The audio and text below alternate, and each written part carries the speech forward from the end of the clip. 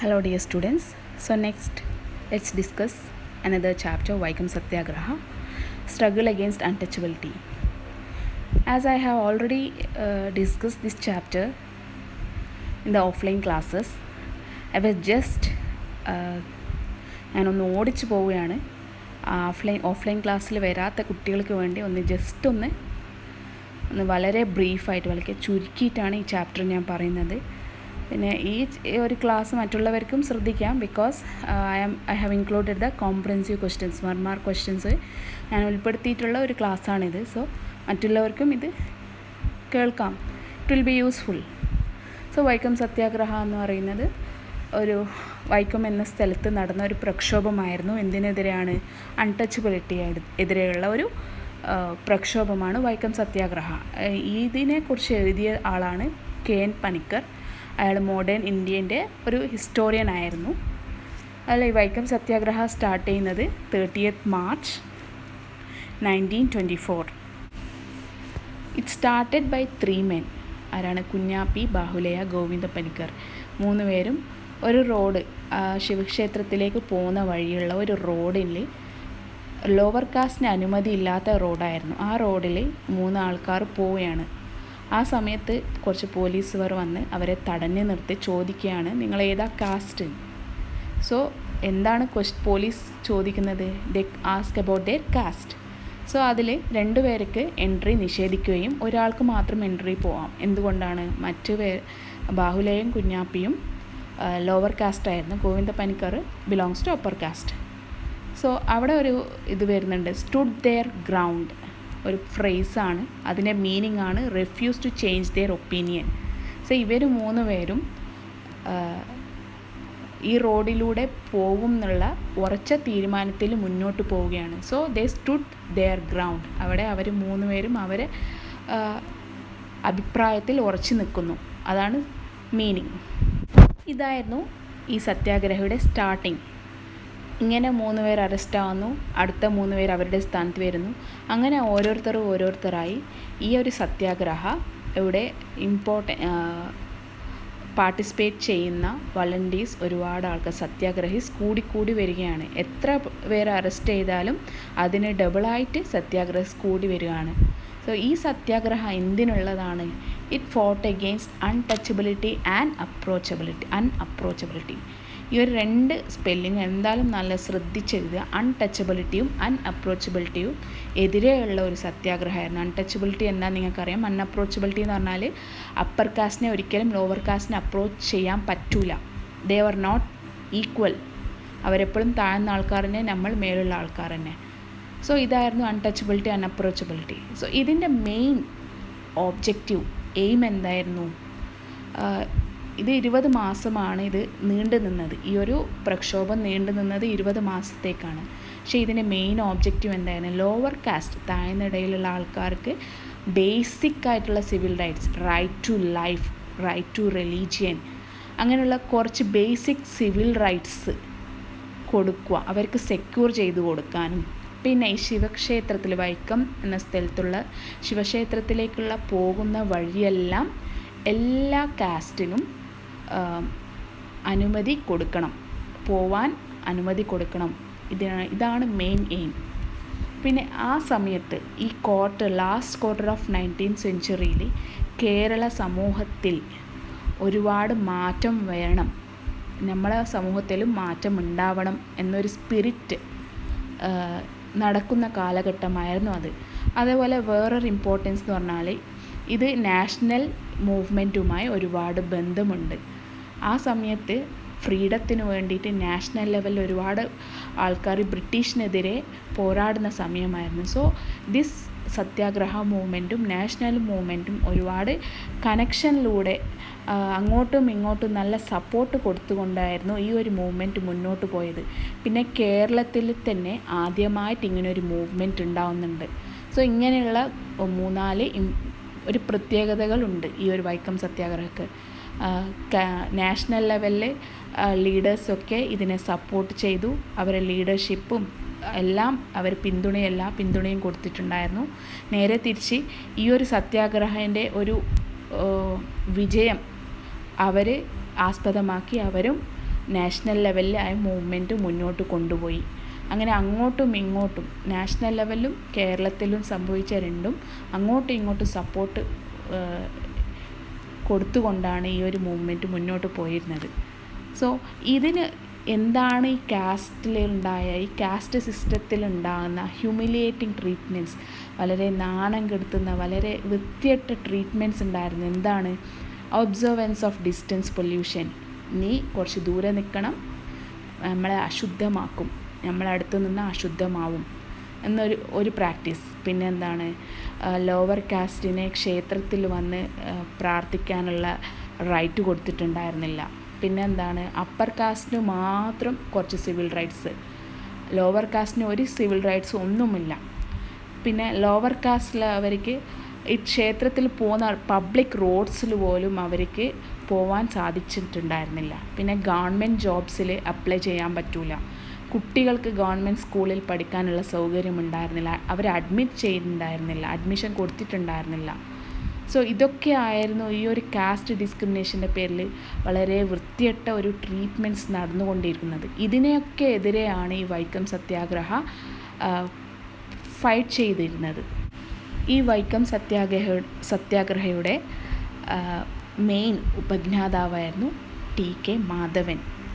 അയാളൊരു തീരുമാനം കൊണ്ടുവരികയാണ് അസംബ്ലി 1918. എന്താണ്? Temple entry is my right, birth right. So എനിക്ക് ജന്മനാ ഉള്ളൊരു റൈറ്റാണ് ടെമ്പിൾ എൻട്രി. അത് ഒരു കാസ്റ്റിൻ്റെ പേരിൽ എനിക്കത് നിഷേധിക്കാൻ പാടില്ല എന്നൊരു തീരുമാനം മുന്നോട്ട് വയ്ക്കുകയാണ്.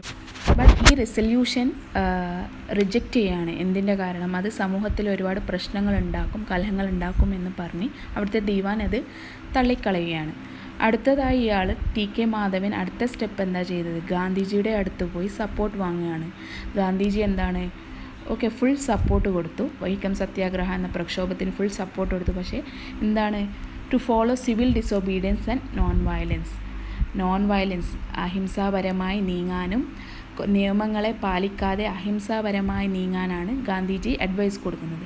പിന്നെ അവിടുത്തെ ജനങ്ങൾക്കൊരു മെസ്സേജ് പാസ് ചെയ്യുകയാണ്. എന്താണ്? എല്ലാ ആൾക്കാർക്കും, താഴ്ന്നിട ആൾക്കാർക്കും ക്ഷേത്രത്തിൽ കയറി പ്രാർത്ഥിക്കാനുള്ള ഒരു റൈറ്റ് ഉണ്ട് എന്ന് പറഞ്ഞ് ഗാന്ധിജി മെസ്സേജ് പാസ് ചെയ്യുന്നു. ഇതെല്ലാവരും, അപ്പർ കാസ്റ്റിലെല്ലാവർക്കും ഇതൊരു നല്ലൊരു ഇമ്പാക്റ്റ് ഉണ്ടാക്കുന്നു. അങ്ങനെ അപ്പർ കാസ്റ്റിലുള്ള ഒരുപാട് ജനങ്ങൾ ഇതിനെ സപ്പോർട്ട് ചെയ്തുകൊണ്ട് ഒരുപാട് അസോസിയേഷൻസ് ഫോം ചെയ്യുന്നുണ്ട്. അടുത്ത ഘട്ടമായിട്ട് ടി.കെ. മാധവൻ ഇന്ത്യൻ നാഷണൽ കോൺഗ്രസ്സിൽ മെമ്പറായി മാറുന്നു. പിന്നെ കാക്കിനാഡ സെഷൻ 1923 കാക്കിനാഡ സെഷനിൽ ഈ ട്രാവൻകൂറിൽ നടക്കുന്ന സംഭവങ്ങളെല്ലാം അവിടെ സ്റ്റേജ് ചെയ്ത് കാണിച്ചു കൊടുക്കുകയാണ്. ഇങ്ങനെയൊക്കെ സംഭവങ്ങളുണ്ട്. അങ്ങനെ at last all India committee form ചെയ്യുകയാണ്. ഇങ്ങനെ ഒരു അൺടച്ചബിലിറ്റി ഫുള്ളായിട്ട് ഉന്മൂലനം ചെയ്യാൻ, ഫുള്ളായിട്ട് ഇല്ലാതാക്കാൻ ഓൾ ഇന്ത്യ കമ്മിറ്റി ഫോം ചെയ്യുകയാണ്. അങ്ങനെ ഈ സത്യാഗ്രഹ എല്ലാവരിലും നല്ലൊരു എന്തൂസിയാസം, നല്ലൊരു സീൽ, ഇതിൽ പാർട്ടിസിപ്പേറ്റ് ചെയ്യണം എന്നുള്ളത് ലോക്കൽ മാത്രമല്ല നാഷണൽ ലെവലിലും നല്ലൊരു ഇമ്പാക്റ്റ് ഉണ്ടാക്കി. അങ്ങനെ ഒരുപാട് ജനങ്ങൾ ഇതിൽ പാർട്ടിസിപ്പേറ്റ് ചെയ്യാൻ വേണ്ടി ഒഴുകി വന്നു. ഈ ജനത്തെ കൺട്രോൾ ചെയ്യാൻ വേണ്ടി ഈ സത്യാഗ്രഹയിൽ വളണ്ടിയർമാർ എന്ത് ചെയ്തു? ഒരു പബ്ലിക് അപ്പീൽ കൊടുക്കുകയാണ്. ഇത്രയും ആൾക്കാർ വന്നാൽ നമുക്ക് കൺട്രോൾ ചെയ്യാൻ പറ്റില്ല. സോ വൈക്കം എന്ന സ്ഥലത്ത് എത്തുന്നതിന് മുന്നേ please take prayer permission and also every one should have A certificate of character. ഒരു സർട്ടിഫിക്കറ്റ് വേണം, അവരെ ക്യാരക്ടറിനെ കുറിച്ചുള്ള ഒരു സർട്ടിഫിക്കറ്റ് വേണം എന്നുള്ള ഒരു നിബന്ധന വെക്കുകയാണ്. സോ എന്തുകൊണ്ടാണ് ഇത് ഇങ്ങനെ ചെയ്യുന്നത്? ഇത്രയും ആൾക്കാർ കൂടുമ്പം വേറെയും പ്രശ്നങ്ങളാണ് ഉണ്ടാവുക. അതുകൊണ്ട് അവരെ കൺട്രോൾ ചെയ്യാൻ വേണ്ടിയിട്ടാണ് ഇങ്ങനെ ഒരു പബ്ലിക് അപ്പീൽ വെക്കുന്നത്. അതുപോലെ അടുത്തൊരു ഇമ്പോർട്ടൻറ്റ് ഫിഗർ, ഈ ഒരു വൈക്കം സത്യാഗ്രഹയിൽ അടുത്തൊരു ഇമ്പോർട്ടൻറ്റ് ഫിഗറാണ് Sree Narayana Guru. Sree Narayana Guru also inspired these satyagrahis a lot. ഒരുപാട് ഗൈഡൻസ് കൊടുത്തിട്ടുണ്ട്. എങ്ങനെയൊക്കെ എന്തൊക്കെ ചെയ്യണം, നോൺ വയലൻസ്, അഹിംസാപരമായിട്ട് എങ്ങനെ നീങ്ങണം, എല്ലാവരെയും കൂടി ഭക്ഷണം കഴിക്കണം, പിന്നെ അടി വാങ്ങിച്ചോളൂ പക്ഷേ തിരിച്ചടിക്കാതിരിക്കുക, പിന്നെ തൊട്ടാൽ അശുദ്ധമാവുന്ന പറയുന്ന അവരെ അടുത്ത് പോയിട്ട് തന്നെ ഇരുന്ന് ഭക്ഷണം കഴിക്കുക. സോ ഇങ്ങനെയുള്ള കുറച്ച് കാര്യങ്ങൾ ഇൻസ്പിറേഷനായിട്ട് കൊടുക്കുകയാണ് സത്യാഗ്രഹീസിന്. അതേപോലെ ശ്രീനാരായണ ഗുരുവും ഗാന്ധിജിയും രണ്ടുപേരും നോൺ വയലൻസിനെ സപ്പോർട്ട് ചെയ്തുകൊണ്ടുള്ളൊരു മൂവ്മെൻറ്റാണ് രണ്ടുപേരും ഇമ്പോർട്ടൻസ് കൊടുത്തിരുന്നത്.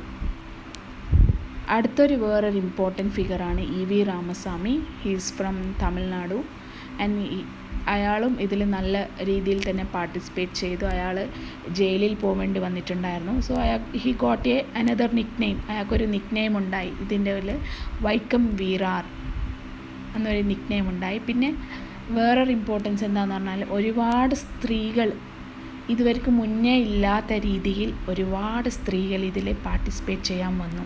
പക്ഷേ ഹിസ്റ്ററിയിൽ ഇവരൊരു പാർട്ടിസിപ്പേഷന് അത്ര ഇമ്പോർട്ടൻസ് കൊടുത്തിട്ടുണ്ടായിരുന്നില്ല. അടുത്ത ഇമ്പോർട്ടൻറ്റ് ഫിഗറാണ് ശ്രീനാരായണ ഗുരു. ശ്രീനാരായണ ഗുരു ഒരുപാട് നല്ലൊരു ഇൻസ്പിറേഷൻ ഗൈഡൻസ് കൊടുത്തിട്ടുണ്ടായിരുന്നു സത്യാഗ്രഹീസിന്. നോൺ വയലൻസ് രീതിയിൽ അഹിംസാപരമായി എങ്ങനെ മുന്നോട്ട് പോകണം എന്ന നല്ല നല്ല ഗൈഡ് ലൈൻസ് കൊടുത്തിട്ടുണ്ടായിരുന്നു. He also promotes non-satyagraha. Both figures, prominent figures, Gandhiji and Srinarayana Guru supported non-violence. അടുത്തൊരു പ്രോമിനൻറ്റ് ഫിഗറാണ് E V Ramaswamy. E V Ramaswamy is also he got a nick name. ഈ വൈക്കത്തിൽ അയാൾ ജയിലിലൊക്കെ പോകേണ്ടി വന്നു. അതുകൊണ്ട് അയാൾക്കൊരു നിക് നെയിം ഉണ്ടായി, വൈക്കം വീരാർ എന്ന് പറയുന്നത്. പിന്നെ വേറൊരു ഇമ്പോർട്ടൻസ് എന്താണെന്ന് പറഞ്ഞാൽ ഒരുപാട് സ്ത്രീകൾ ഇതിന് മുന്നേ ഇങ്ങനൊരു സംഭവം ഇതിന് മുന്നേ ഉണ്ടായിട്ടില്ല. ഒരുപാട് സ്ത്രീകൾ ഇതിൽ അവരെന്നെ വളണ്ടിയറായിട്ട് മുന്നോട്ട് വന്ന് ഈ മൂവ്മെൻറ്റിൽ പാർട്ടിസിപ്പേറ്റ് ചെയ്തിട്ടുണ്ടായിരുന്നു. പക്ഷേ ഹിസ്റ്ററിയിൽ എവിടെയും ഇങ്ങനെ ഇതൊന്നും മെൻഷൻ ചെയ്തിട്ടുണ്ടായിരുന്നില്ല. അവരെ റോള് ജസ്റ്റ് ഒരു ലീഡേഴ്സിൻ്റെ വൈഫായിട്ടാണ് അവരെ റോള് കാണിച്ചിരുന്നത്. പക്ഷേ സ്ത്രീകളും നല്ല രീതിയിൽ തന്നെ പാർട്ടിസിപ്പേറ്റ് ചെയ്തിട്ടുണ്ടായിരുന്നു. പിന്നെ അടുത്തതാണ് സവർണജാഥ. സവർണജാഥ കണ്ടക്ട് ചെയ്യുന്നത് ഗാന്ധിജിയുടെ ഒരു അഭിപ്രായത്തിൻ്റെ പുറമെയാണ്. ഇതിൻ്റെ ലീഡർഷിപ്പ് നയിച്ചിരുന്നത് മന്നത്ത് പത്മനാഭനായിരുന്നു. മന്നത്ത് പത്മനാഭൻ നായർ സർവീസ് സൊസൈറ്റി എന്ന സൊസൈറ്റീൻ്റെ ഒരു സ്ഥാപകനായിരുന്നു Mannath Padmanabhan. Savarna Jatha was conducted on 1 November 1924 in Vaikom. അത് ഈ ഒരു സവർണജാഥയിലൂടെ ഒരുപാട് നല്ല പബ്ലിക് ഒപ്പീനിയൻ ഉണ്ടാവുകയും പബ്ലിക് ഡിബേറ്റ് നടത്തുകയും ഈ ഒരു കാസ്റ്റ് ഡിസ്ക്രിമിനേഷൻ അൺടച്ചബിലിറ്റി ഉണ്ടാവാൻ പാടില്ല എന്നൊരു ഒപ്പീനിയൻ ഉണർത്തിക്കൊണ്ടാണ് ഈ ഒരു സവർണജാഥ നടന്നിരുന്നത്. സോ അതുകൊണ്ട് അവിടുത്തെ പബ്ലിക് ലൈഫ് നല്ലൊരു ആക്റ്റീവായിട്ട് മാറുക. So this Savarna Jatha brought a good impact on the public life of Travancore and the authorities granted permission. Authorities അങ്ങനെ പെർമിഷൻ കൊടുത്തു. എല്ലാ റോഡുകളിലും 2 വഴി, ഈസ്റ്റേൺ ഗോപുരത്തിലേക്ക് പോകുന്ന 2 വഴി അല്ലാതെ ബാക്കി എല്ലാ റോഡുകളും എല്ലാ കാസ്റ്റുകാർക്കും തുറന്നു കൊടുത്തു. അങ്ങനെയാണ് സത്യാഗ്രഹം അവസാനിക്കുന്നത്. 23rd November 1925. So the Vaikom Satyagraha brought a major break in the established ideas in അൺടച്ചബിലിറ്റീനെ അടിസ്ഥാനമാക്കി ഒരുപാട് ഐഡിയാസിനെയൊക്കെ തകർത്ത് കളഞ്ഞൊരു സംഭവമാണ് വൈക്കം സത്യാഗ്രഹ. അതേപോലെ ഇത് represents the first difficult step towards the religious പ്രാക്ടീസസിനെ ഒരു അന്ധവിശ്വാസങ്ങളെയും ഈ അൺടച്ചബിലിറ്റി അങ്ങനെയുള്ള കാര്യങ്ങളൊക്കെ ഇല്ലാതാക്കാൻ ഒരുപാട് പ്രയാസമുണ്ട്. അതിനുള്ള ഒരു ഫസ്റ്റ് നീക്കമാണ്, പ്രയാസമേറിയ ഒരു ഫസ്റ്റ് നീക്കമാണ് ഈ വൈക്കം സത്യാഗ്രഹ. പിന്നെ ടെമ്പിൾ എൻട്രി ഓഫ് 1936 ആണ് ആ ടെമ്പിൾ എൻട്രി ആക്ട് വന്നിരുന്നത്. അതിന് സാധിച്ചത് ഈ ഒരു വൈക്കം സത്യാഗ്രഹ നടന്ന ക്യാമ്പയിൻ അത് സെറ്റ് ചെയ്ത കുറച്ച് തീ കണലുകളാണ്. അതുകൊണ്ടാണ് ഈ ടെമ്പിൾ എൻട്രി ഒക്കെ സാധിച്ചത്. സോ ഇത്രയൊക്കെ വളരെ ഏറെ ഇമ്പോർട്ടൻസ് ഈ വൈക്കം സത്യാഗ്രഹക്ക് ഓഥർ കൊടുത്തിട്ടുണ്ട്. I hope you understand this essay. Thank you.